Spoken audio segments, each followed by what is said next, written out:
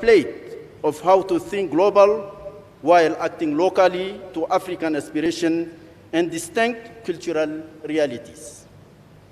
Africa, like the rest of the world, has committed itself to the implementation of the United Nations Agenda and the new urban agenda. Furthermore, the continent's Agenda 2063 outlines not only our aspiration for the future, but also identifies key flagship programs which can boost Africa's economic growth and development and lead to the rapid transformation of the continent.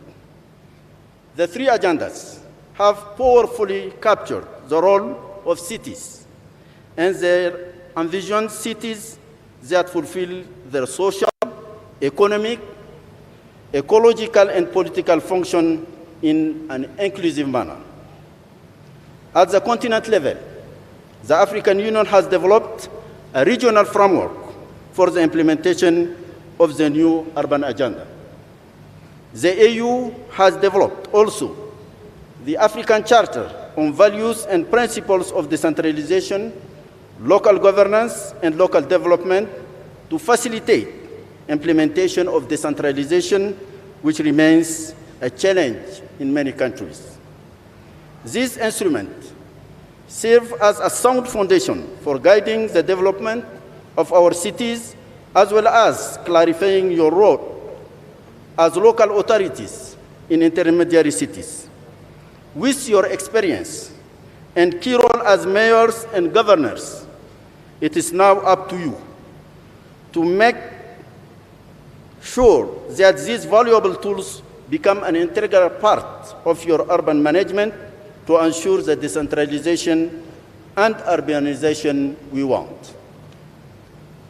As you deliberate here on the shores of Lake Victoria, which is both a trade route, transnational water highway for cities beyond KISUMU, it is also a reminder of the impacts of climate change on our lives and livelihoods. I also want to remind you that regional integration is a fundamental objective of Agenda 2063.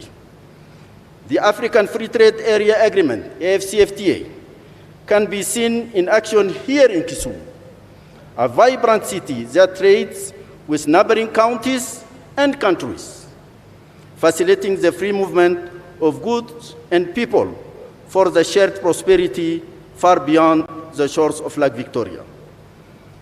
Ladies and gentlemen, may solidarity remains the engine that drives the African city experience, that of community and cooperation.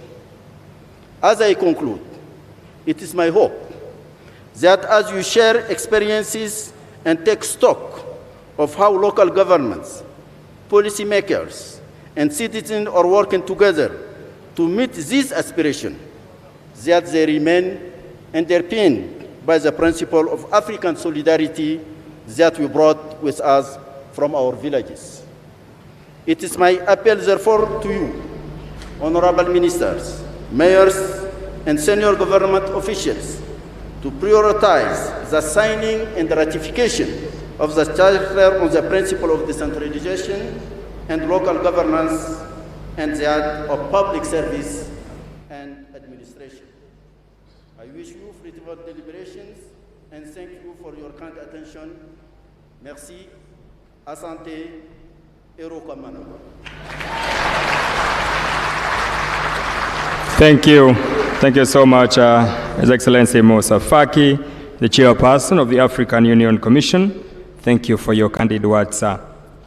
Your Excellency, it's now my humble duty to invite the Cabinet Secretary for Defense and the Acting Cabinet Secretary for Devolution, Honorable Eugene Wamalwa, to invite Your Excellency to deliver your opening official address. Welcome, Cabinet Secretary.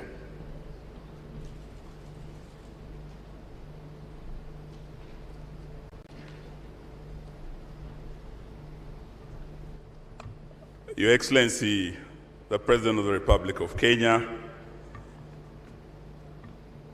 Your Excellency Musa Faki, the Chairperson of the AU, who has really captured all the protocols here that I wish to adopt. Ladies and gentlemen, may I take this opportunity to welcome you all to KISUMU County and KISUMU City, and to join my brother, Professor Anyang' Nyong'o, the governor of this great county, who has welcomed you here, and with whom I'm the co-host. And I want to say that I have a very long speech here. My role really was just to welcome you all, and to welcome His Excellency the President to speak to you. But I noticed when Maimuna was speaking, there was a lot of excitement when she talked about the possibility of having a woman president someday. And my guest seated next to me were asking me, why are people so excited in Kenya? So I was saying, if you are Kenyan, I would have asked you, are you strangers in Jerusalem? Because yesterday something historical happened in our country. And Your Excellency Musa Faki, you are special envoy for infrastructure. The Right Honorable Raila Odinga nominated a woman known as Martha KARUA to be the next Deputy President of the Republic of Kenya. That informs you why there's so much excitement in Kenya today. Then, apart from Maimuna, as she was speaking, I noticed a lot of excitement again when Amina Mohammed, Her Excellency, the Deputy Secretary General, spoke about intermediary cities and urban centers being the engines of economic transformation of Africa, of growing Africa from the bottom up. So someone asked me, why are people excited about that? Because we have an election coming around the corner. When you speak about bottom up, it might mean something very different. But I don't think that is what Amina Mohammed meant. She was saying the true meaning of bottom up is devolution.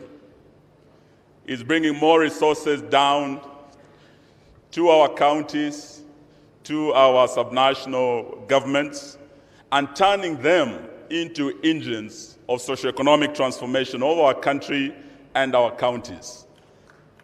And under the leadership of President Uhuru Kenyatta, that is what we have been doing in Kenya for the last 10 years. And we want to welcome you so that we share with you our experience in devolution and in decentralization. And that is what we'll be doing in the course of today. But I just wanted to also welcome you to KISUMU as a city that has great history. Many of you, maybe for the first time, you are coming to this beautiful lakeside city and you're wondering where it has been all this time. Because in Africa, we've been looking at our capital cities. Kenya was honored in 2006 to host AFRICITIES, but that was in Nairobi.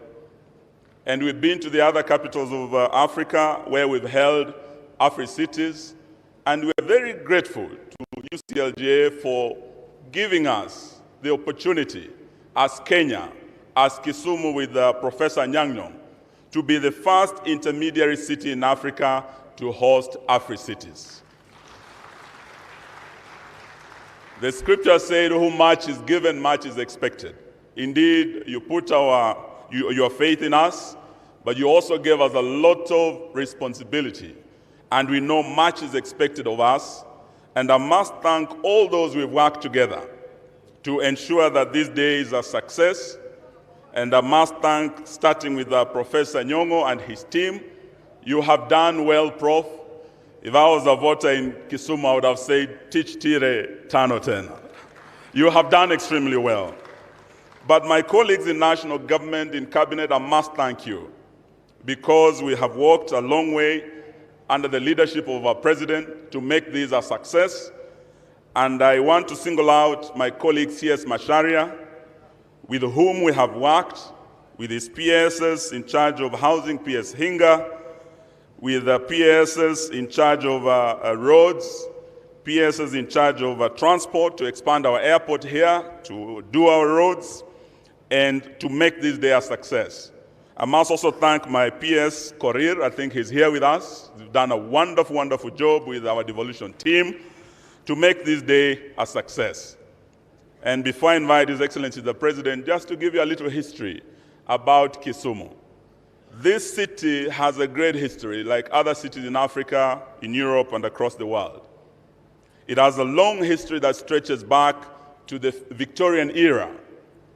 We had two Englishmen who came here in 1858, Speke and Barton, and they said they had discovered Lake Victoria, and they named it after their queen.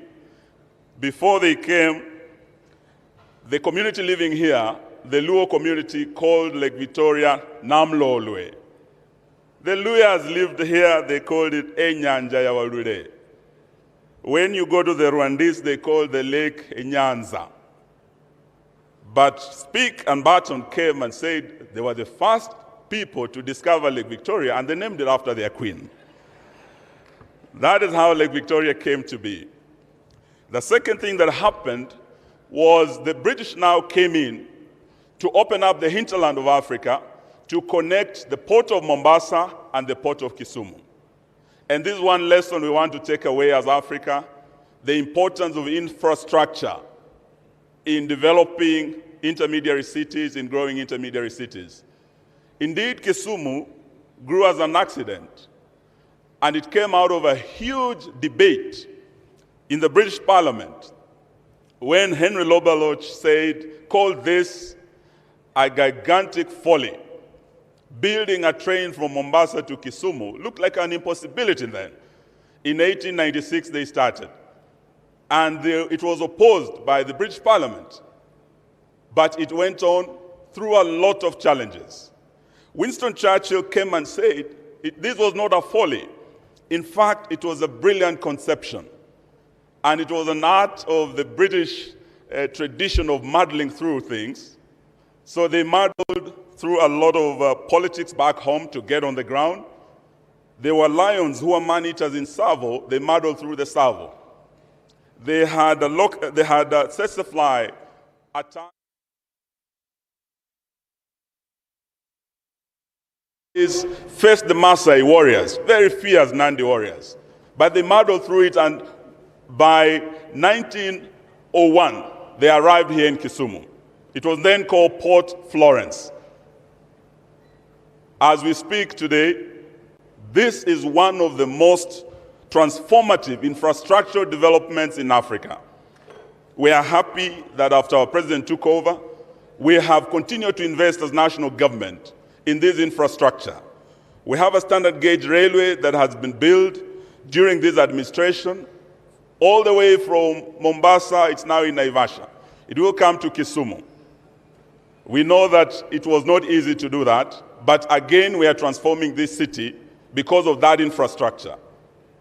Investing in ports, as Musa Faki has said, it's about ports, it's about roads, it's about the rail, it's about water infrastructure. And this is one lesson we want to take away as we look at the future of intermediary cities in our continent to transform it. So I want to thank you. There will be many sessions where we want to share experiences about our journey in devolution, about the success of decentralization in this country. There are many breakaway sessions, there are many delegations that we have engaged. Please take your time, let us engage, share experiences, and learn from each other. Let us also look at how we can look at the challenges facing us, how we can overcome these challenges, and how we can address the vulnerabilities that are going to face our populations as they move into their cities. Experts are saying by 2050, we'll have over 60% of our populations in these intermediary cities. So we must prepare for that. And the role of intermediary cities in realization of the AU Agenda 2063 and the EU Agenda 2030 is at the center of our discussions today. Please let us share, but also take time to enjoy the beautiful lake out there, Lake Victoria. It's the biggest tropical lake in Africa and the second largest freshwater lake in the world after Lake Superior. Take your time and enjoy our hospitality. And it's now my pleasure and honor to invite His Excellency the President to address us. Welcome, Your Excellency.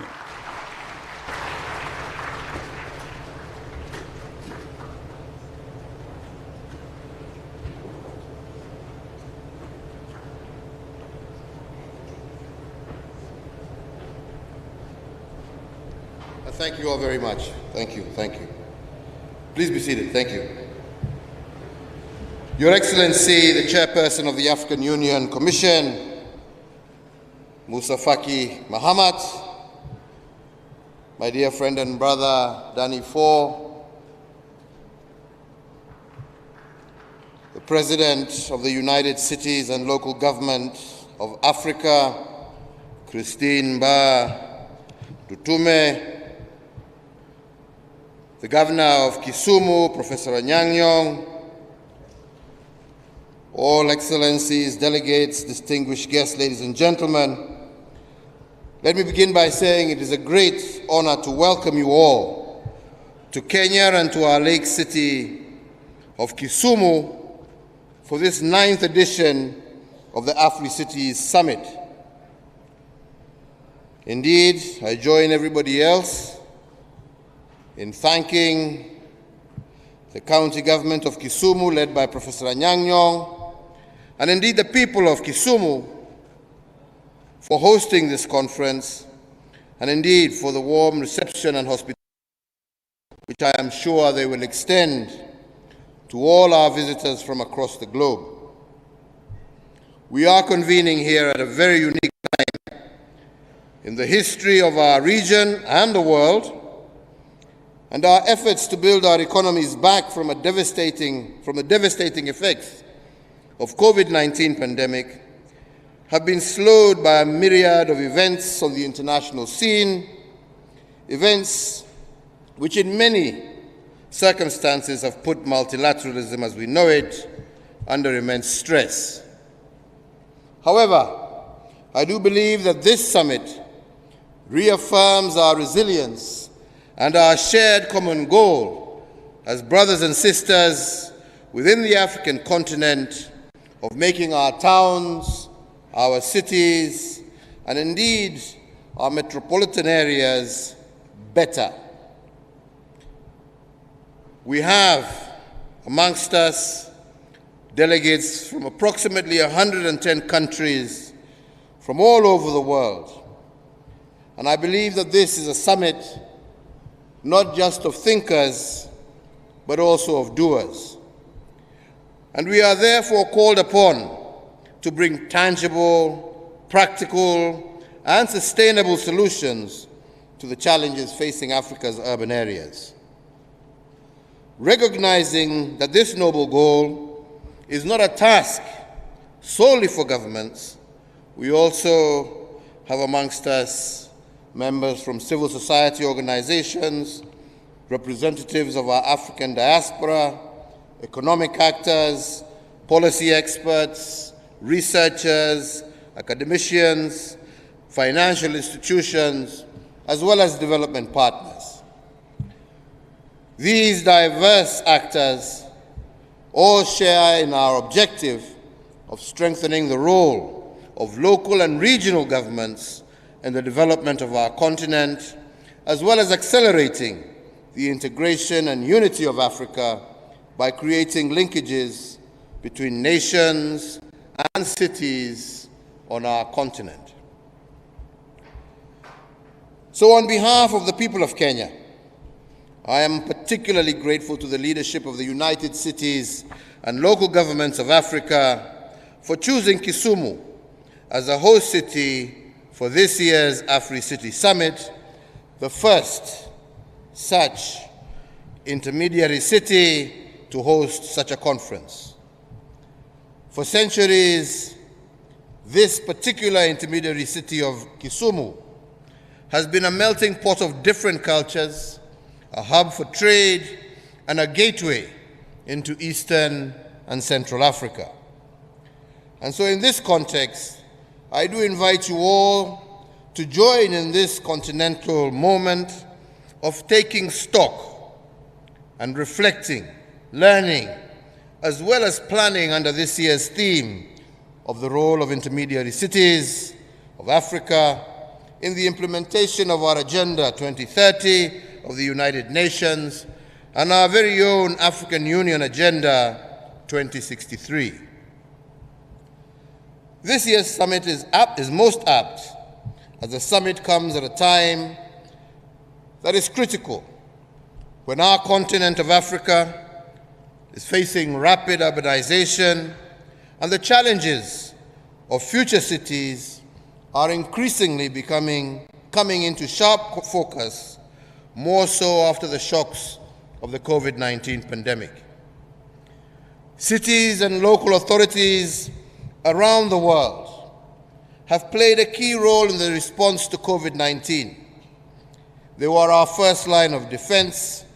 They were at the forefront of our prevention and containment measures, the vanguard of our humanitarian response, as well as taking the first steps towards building back livelihoods post-COVID. Local authorities therefore proved to be an indispensable ring in the governance chain and an instrumental part of pandemic prevention and response actions. Consequently, time is ripe for scaling up the role of intermediary cities as the next frontiers of African urbanization and development.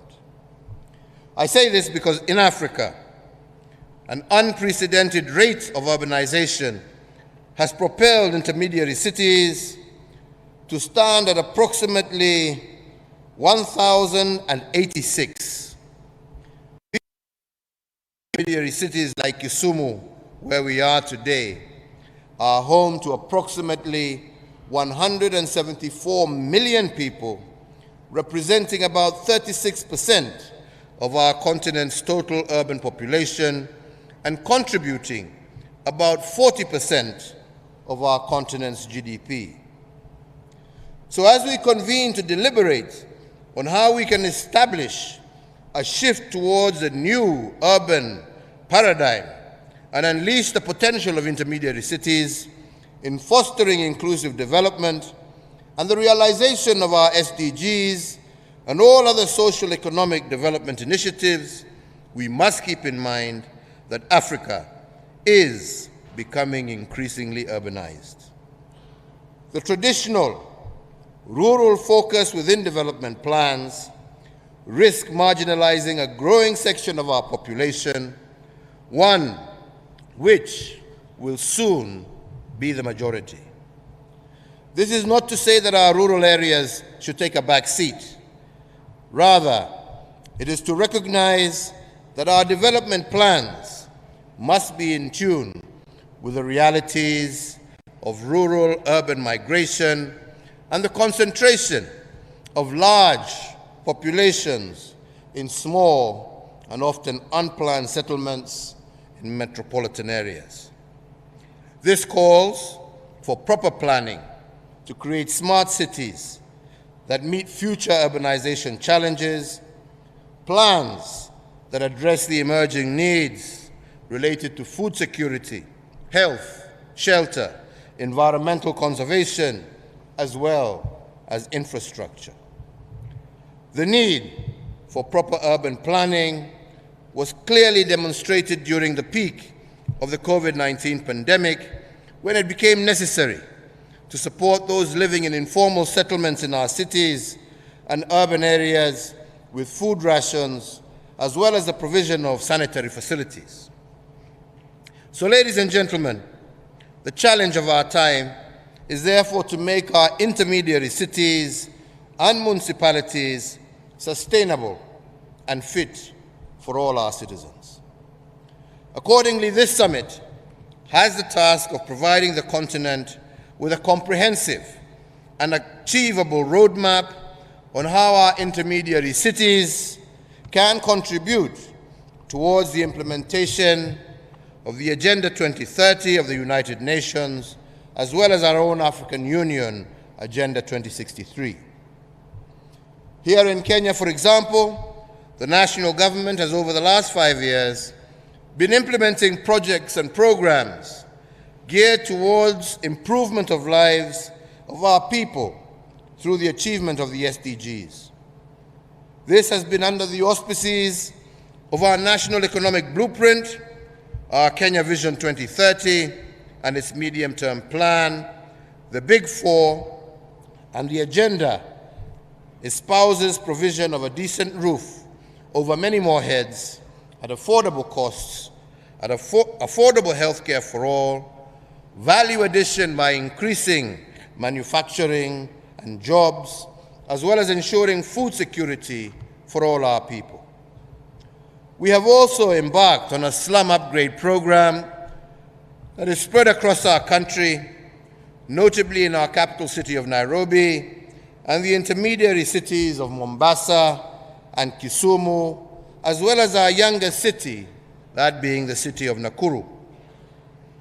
These concerted actions have been through the Kenya Devolution Support Program, the Urban Support Program, the Kenya Slum Upgrade Program, and the Kenya Informal Settlement Improvements Program. So to achieve the goals of this convention, we must make this, the 9th edition of the AFRICITIES Summit, a questioning summit. And in that regard, I would like to propose a 12-point questioning framework for all participants. And this framework should guide us in understanding the problem and charting the way forward. Firstly, how do we reinvigorate the management of urbanization, the electricity feed, provide affordable and inclusive transport, provide high quality and accessible education and healthcare, and improve the standards of water and sanitation provision within our intermediary cities? Secondly, how do we accelerate the reduction of extreme poverty in our cities? Third, how can national and central governments support in mobilization of resources to unlock effective delivery of services by our intermediary cities? Fourth, how can we best develop human capital in the intermediary cities in the sectors of administration, planning, and governance with a view to sustaining the momentum so far gathered towards the achievement of our SDGs? Fifth, what is the best way for us to create and sustain conducive environments for the accelerated growth of decentralization and evolution across our continent without compromising our national cohesion? Sixth, how do we reposition technology and connectivity as a driver to the achievement of SDGs in providing opportunities in our urban areas? Seventh, how can we enhance the voice of key stakeholders, including civil society, the private sector, academia, grassroots organizations, in providing capacity and impetus in the implementation of our SDGs? 8, how do we increase awareness of the negative effects of climate change and guarantee environmental equity for future generations? 9, what legal and policy frameworks should we establish so as to foster the robust and sustainable development of intermediary cities? And 10, what incentives should we put in place to enhance the competitiveness of our intermediary cities as the new frontiers and hubs for innovation, trade, and tourism? 11, what critical steps can we put in place to enhance disaster management in our urban areas, including those that may deal with pandemics similar to COVID-19? And 12, as we scale up and develop our urban areas in general, and in particular our intermediary cities, what strategies and policies are required to confront the threats of radicalization and terrorism, especially in the urban areas, including our intermediary cities. So, ladies and gentlemen, as I conclude my remarks, I would like to underscore that this must be a decade of action. The time is ripe for scaling up our efforts in support of intermediary cities and also in promoting greater synergies between local, national, and international efforts geared towards accelerating the realization of our SDGs. In every community and nation in Africa, there are sayings that recognize that in unity there is strength, and there is no challenge, no matter how seemingly insurmountable, can prevail over unified and united actions. I therefore urge all of you today to unite in the face of one of the greatest challenges of our time, that through concerted and synergetic actions, Africa's intermediary cities will play their rightful role in driving the implementation of Agenda 2030 and the African Union Agenda 2063. So, ladies and gentlemen, with those few remarks, it is indeed my great pleasure and honor to declare this 9th AFRICITIES Summit officially open, and I really look forward to the fruitful deliberations that I'm sure will take place here in this great city of KISUMU. Thank you, and God bless Africa. Thank you very much.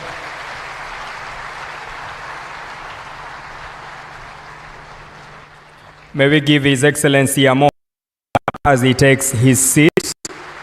Thank you. Thank you, Your Excellency, for your candid words and well-presented remarks to all of us. Thank you. Thank you, sir.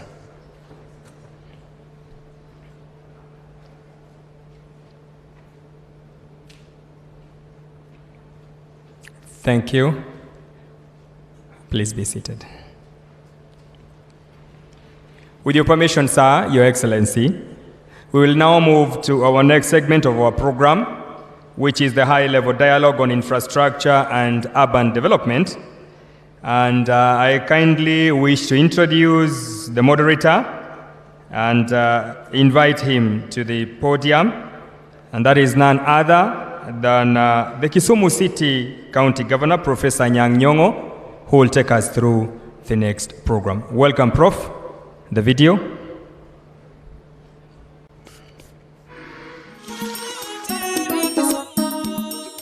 Welcome to Kisumu, Kenya's third largest city and the capital of Kisumu County.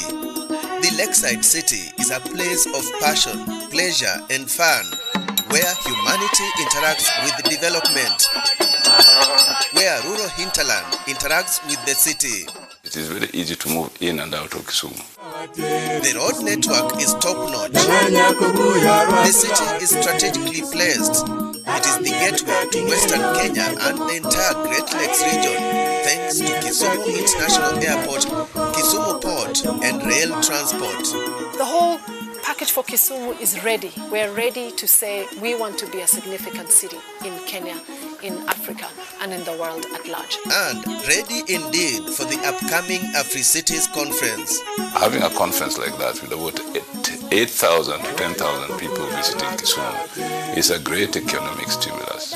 My administration, Governor, will extend to the county government of Kisumu every support in order for you to be able to showcase Kenya and Kisumu to Africa and the rest of the world. There is ample accommodation in Kisumu, from high-end hotels and resorts to guest houses and apartments.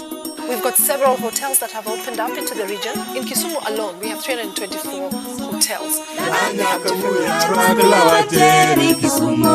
There are also so many magical places within and around the city, with those in the neighboring counties within reach.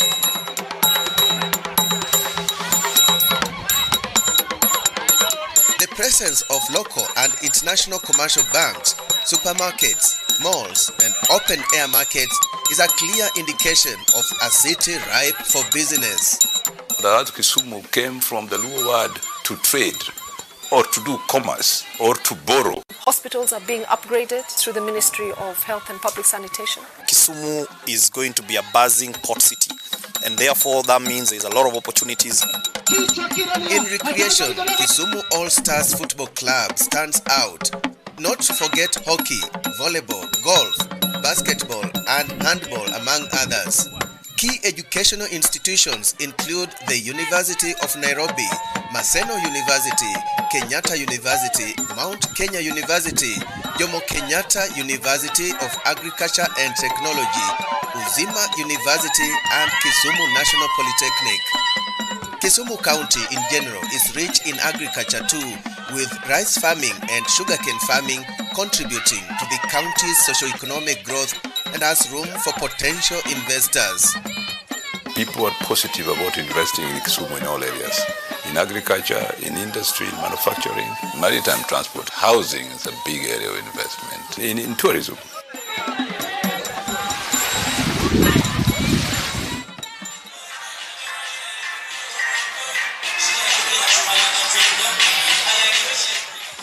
Kisumu, the land of passion, welcomes you to AFRICITIES 2022 as we celebrate metropolises of the future.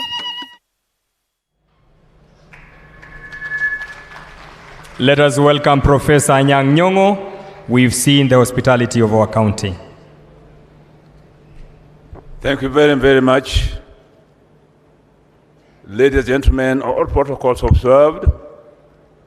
Before I call the panel, whose keynote speaker will be the Right Honorable Raila Odinga, our former Prime Minister, I'd like to confess to His Excellency the President that I was very jealous of his speech. It is professorial. And as a professor, I wished I had delivered the same speech. I'm also very jealous of my friend Eugene Wamalwa for being so spontaneous, but so factual and so analytical. I guess this cabinet has become a professorial cabinet. But let me assure you that the next cabinet of Raila Odinga and Martha KARUA will be a cabinet of brains and deeds. Ladies and gentlemen, I stand here to introduce the high-level dialogue on infrastructure and urban development, whose brainchild was the Right Honorable Raila Odinga, who will lead the panel discussion.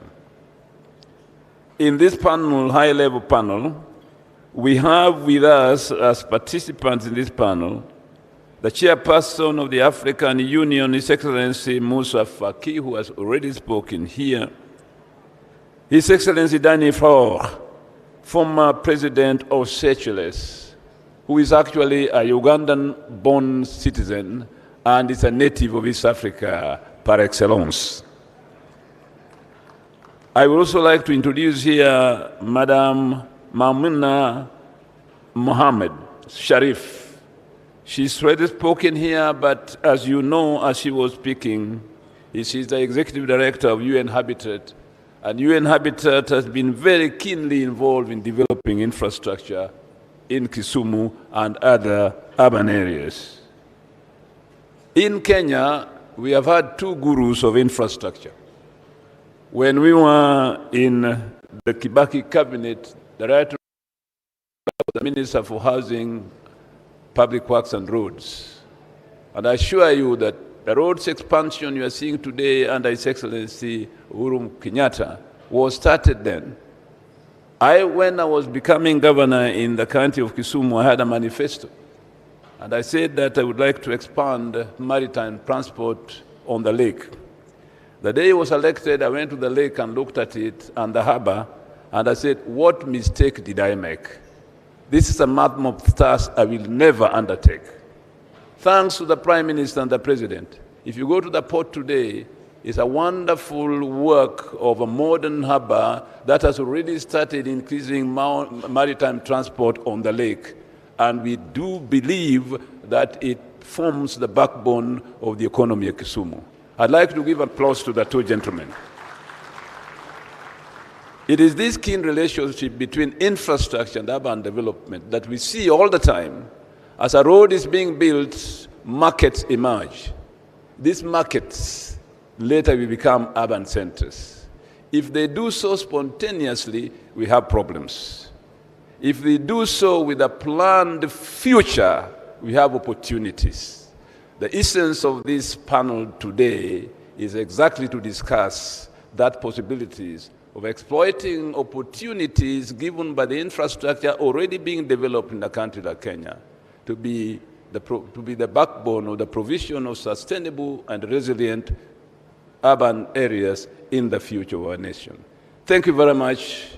Let me now invite here the Right Honorable Raila Odinga to come and take his chair and give his speech subsequently to the panel.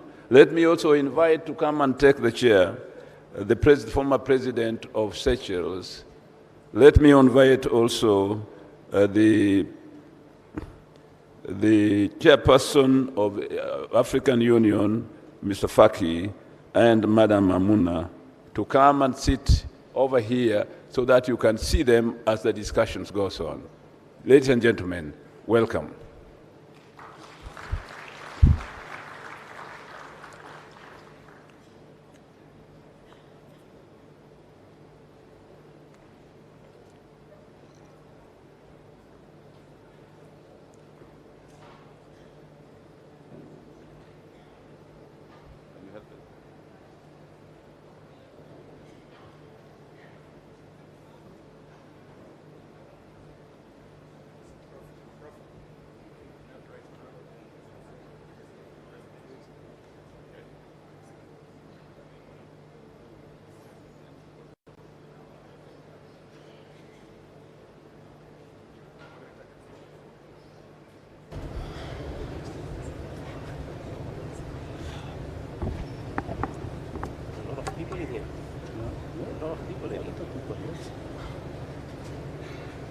Your Excellency, President Uhuru Kenyatta, President of the Republic of Kenya, Your Excellency Musa Faki Muhammad, the Chairperson of the African Union, distinguished guests, ladies and gentlemen, good morning.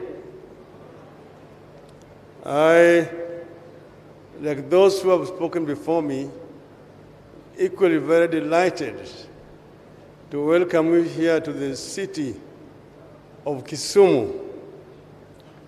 The minister has told you that Kisumu was once called Port Florence. What he did not tell you was that Florence was the wife of the engineer, Mr. Patterson, who eventually killed the man-eaters of Savo. And she was the one who laid the last sleeper at the railway at the port of Kisumu. She was called Florence Patterson. Hence, the town was called Port Florence. Now, I'm going to just make a few remarks about infrastructure that will guide our discussion here this morning at the panel. We recognize infrastructure development as a priority key ingredient for economic development, regional trade, and integration of the continent. Infrastructure is what will make or break the continental free trade area. I was appointed by His Excellency, Mr. Mohammed, as the African Union High Representative on Infrastructural Development. What are my functions? I act as a catalyst to ensure that the infrastructural projects which have been identified by the African Union are implemented on a timely basis. The importance of infrastructure has already been mentioned. I want to say that rightfully, therefore, giving Africa a world-class infrastructure is enshrined in the African Union Agenda 2063. It is projected that by the year 2050, that is about 28 years from now, Africa's population will hit 2 billion people. Well over this, that's 50% of the 2 billion people will be youth below the age of 18, and most of them are going to be living in cities. It's therefore obvious that we are already out of time to have our cities and urban areas connected by road, rail, air, ICT, and waterways. That also means we are not prepared for meaningful industrialization, urbanization, and economic growth that all depend on requisite infrastructure. As you know, in 2018, I accepted this appointment. In the same year, the African Union, African countries agreed to establish the African Continental Free Trade Area. According to UNECA, the African Free Trade Area will increase the value of inter-African trade by between 15 to 25%. Right now, Africa trades very little with itself. It is estimated that intra-African trade is just about 15%. Inter-European trade is 70%. Inter-Asian trade stands at 50%. Even South America stands at 25%. But why does Africa trade very little with itself? Well, the major reason is infrastructure. They don't have adequate infrastructure that connects these African countries. As an example, Kenya lies on the East African coast. Next to Kenya, there's a country called Central African Republic. Between Kenya and the Central African Republic, there's only South Sudan. Yet, for Kenya to trade with the Central African Republic, you need to find a ship that will be able to take your goods across the Cape and along the West African coast, the Cameroonian port of Douala, and then by road to Bangui in Central African Republic. And the British are much faster there than you. And that's why there in Bangui, they drink Kenyan tea, Christian as English breakfast tea, or French coffee. So what we want to talk about today is what AU is trying to do. And we are dealing here with major infrastructure projects which have been identified under what we call PIDA, Program for Infrastructure Development in Africa. This consists of highways, high-speed railway network, ICT network, that is fiber optic network in the continent, the open air skies in the continent, and the waterways. These are the major projects in the continent. There are several highways that connect different African cities. You've got Dakar to Lagos, Lagos to Mombasa. You've got Cape to Cairo, Tunis to the Cape, through Khartoum to Djibouti. And there are missing links along those highways. There are several others. There are a total of 40 different